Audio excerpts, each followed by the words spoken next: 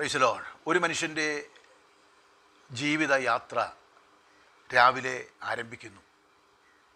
അവൻ്റെ യാത്രയുടെ ആരംഭം ഒരു നല്ല മനസാക്ഷിയോടെ ദൈവസന്നിധിയിൽ ഒരു നിമിഷം ഒന്ന് പ്രാർത്ഥിക്കുവാൻ, ഒരു നിമിഷം ഒന്ന് ദൈവത്തെ ധ്യാനിക്കുവാൻ ഒരു വ്യക്തിയുടെ ജീവിതത്തിൽ ഇടയാകുമെങ്കിൽ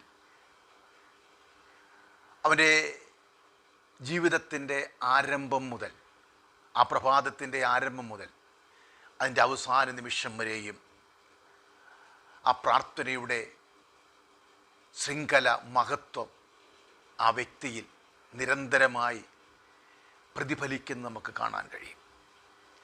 സങ്കീർത്തനക്കാരനായ ദാവീദ് പറയുന്നു, 5-ാം സങ്കീർത്തനത്തിൻ്റെ 3-ാമത്തെ വാക്യത്തിൽ ഇങ്ങനെയാണ് വായിപ്പാൻ കഴിയുന്നത്: യഹോവേ, രാവിലെ എൻ്റെ പ്രാർത്ഥന കേൾക്കണമേ, രാവിലെ ഞാൻ നിനക്കായി ഒരുക്കി കാത്തിരിക്കുന്നു.